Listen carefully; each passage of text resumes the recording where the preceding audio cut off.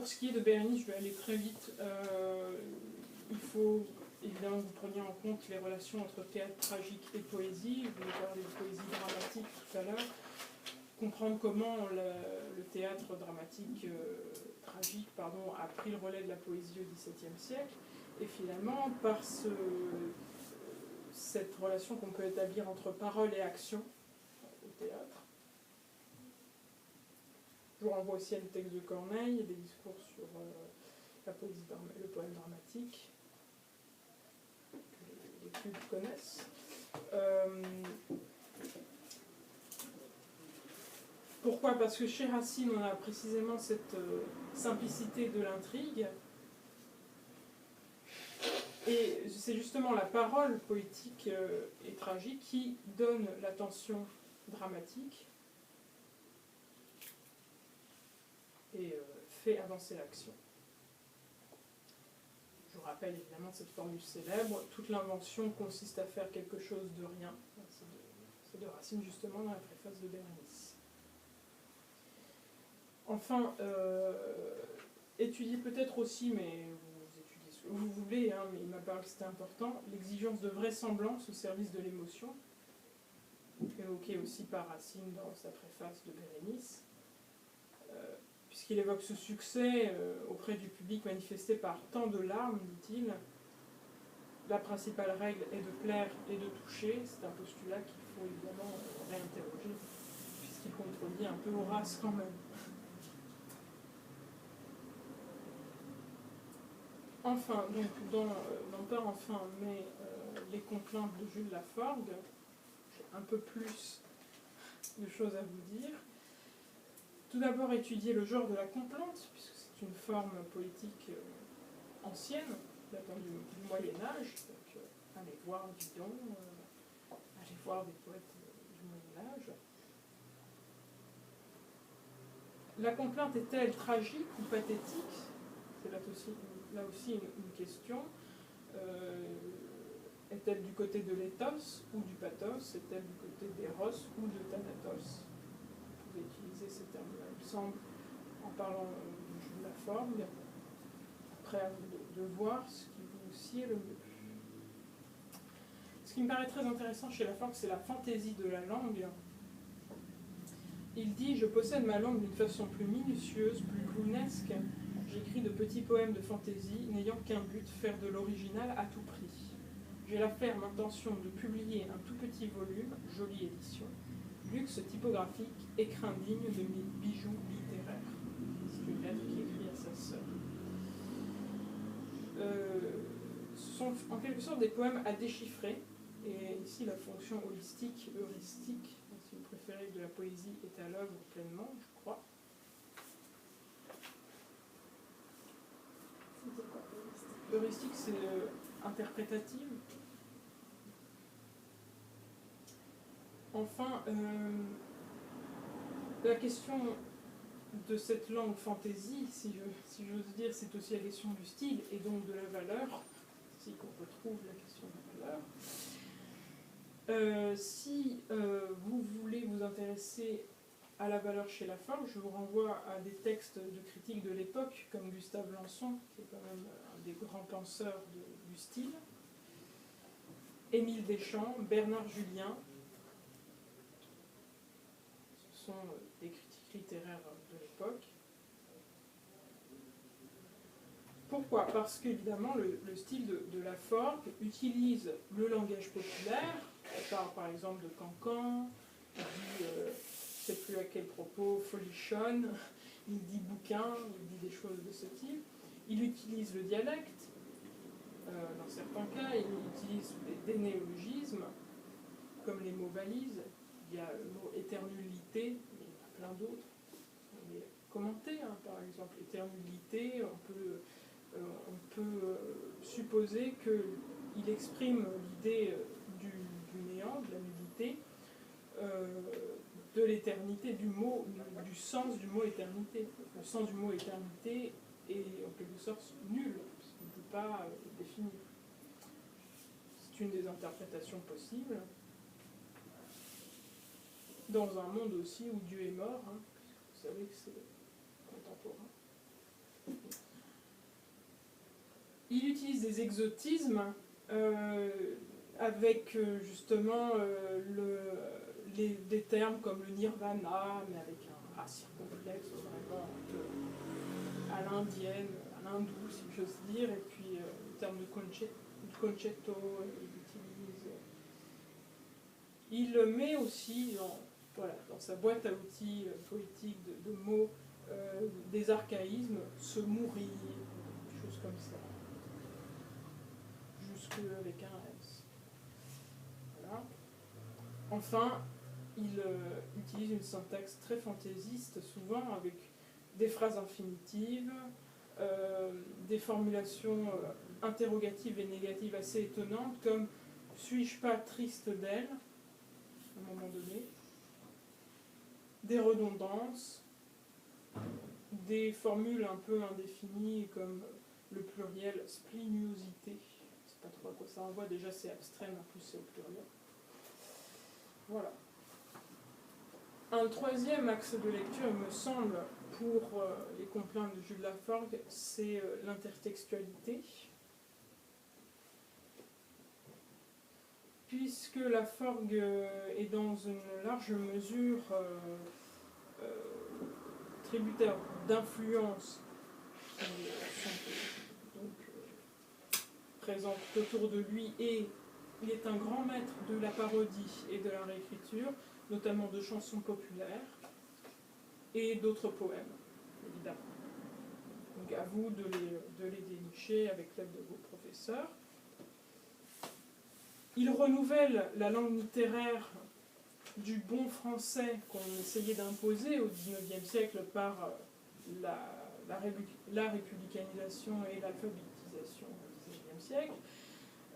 C'est la langue que promeuvent Becherel, Bréal, Auguste Langnon, sont un peu les ennemis jurés de Laforgue, qui préfèrent contre le formatage ce que Rousseau appelait le mauvais goût. Je vous invite aussi à vous repencher sur ce que Rousseau appelle le mauvais goût, ou bien encore sur cette formule de Victor Hugo, j'ai mis un bonnet rouge au dictionnaire. Que vous connaissez ça. Voilà pour Jules Laforgue.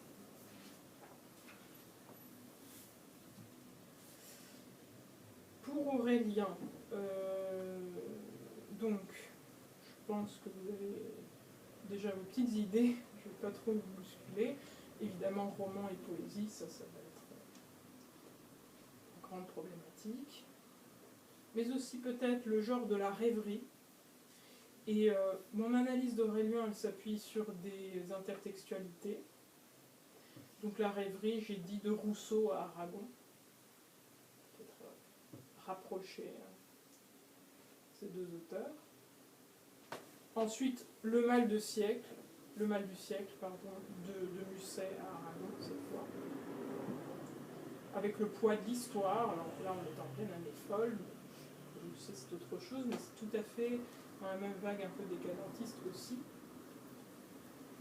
L'errance dans Paris, c'est autre chose que je trouve intertextuel avec Apollinaire, pour le coup, hein, et l'alcool, les zones.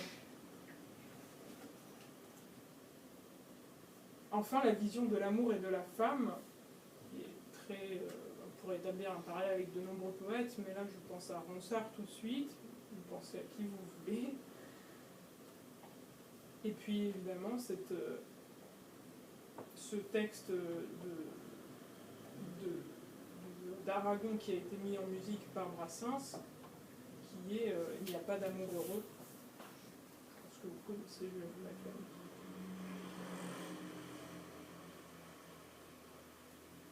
Sortez les choix. Je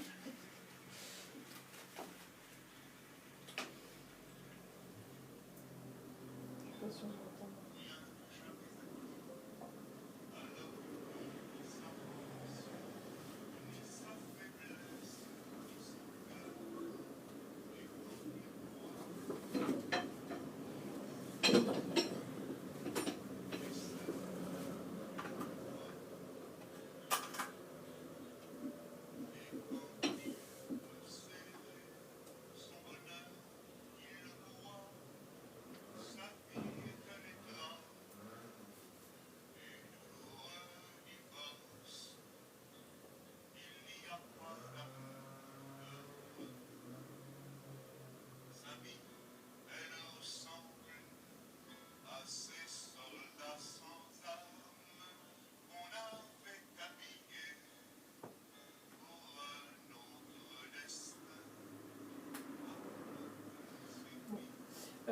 Et puis, il y a aussi, je vous laisse parce que je sais que voilà, c'est joli. Il y a la question du moi autobiographique aussi. J'ai dit de Hugo à Aragon, parce qu'il fait toujours des parallèles avec des poètes. De Hugo dans les Contemplations, parce que c'est ça l'ouvrage de référence pour la poésie autobiographique romantique, un peu proche d'Aragon. Voilà, mais vous pouvez penser à plein d'autres poètes, bien entendu. Ce qu'il vous faudra en dernier lieu, il me semble, analyser pour Louis Aragon, c'est sa relation un peu compliquée avec le surréalisme. Est-ce qu'il l'a été? Quand est-ce qu'il l'a été? Est-ce qu'Aurélien est un... Est-ce qu'il y a ce roman servi à renouer avec les surréalistes ou au contraire à affirmer sa rupture?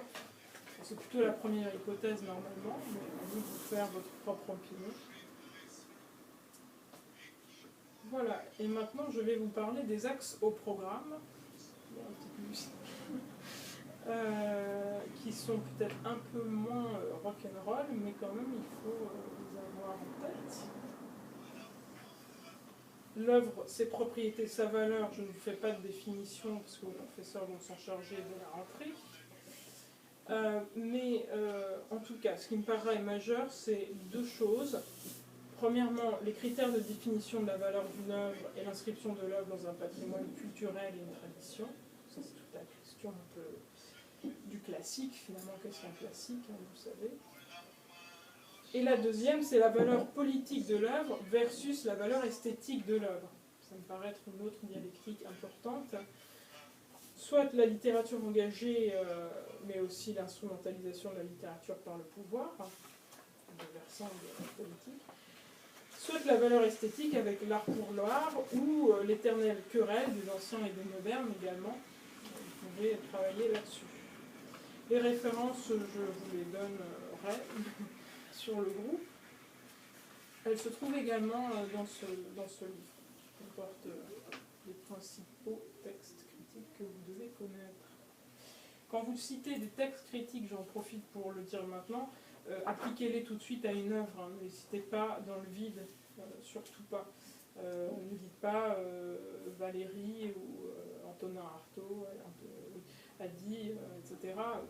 Peut-être qu'il a dit ça, mais en quoi ça vous sert à analyser telle ou telle œuvre? C'est surtout ça qui est important. Pour l'axe l'œuvre et son lecteur, je serai très rapide aussi. Il y a deux enjeux qui me paraissent importants. Soit le lecteur comme celui qui révèle l'œuvre, soit le lecteur comme celui qui est révélé à lui-même par l'œuvre. Voilà. C'est les deux axes que vous trouverez souvent dans les différents textes critiques. Je ne vous ai pas mis ça dans la liste, hein. Je devrais peut-être l'ajouter. Et il y a aussi une histoire de la lecture par Alberto Manguel, qui est un beau livre avec une approche beaucoup moins rébarbative sur la lecture que certains ouvrages narratologiques un petit peu pédants. Donc je vous l'ajouterai. Voilà, et puis voilà. Donc maintenant je voulais vous donner juste quelques conseils pour la dissertation et j'aurai fini. Et on pourra passer à vos questions s'il y en a. Pour la dissertation, ce que notre professeur s'est évertué à nous enseigner, c'est de garder un certain suspense dans les paragraphes en n'annonçant pas directement ce que vous allez dire dans le paragraphe comme vous le faisiez en terminale, et c'était bien parce qu'on avait une unité du paragraphe. Là, plutôt poser une question, analyser quelque chose pour élucider le problème et ensuite donner votre conclusion avant de passer à un autre sous-paragraphe de votre partie. Voilà. Essayez de maintenir l'intérêt de la lecture. Question, élucidation par une analyse d'exemple. Évitez les résumés d'ouvrages.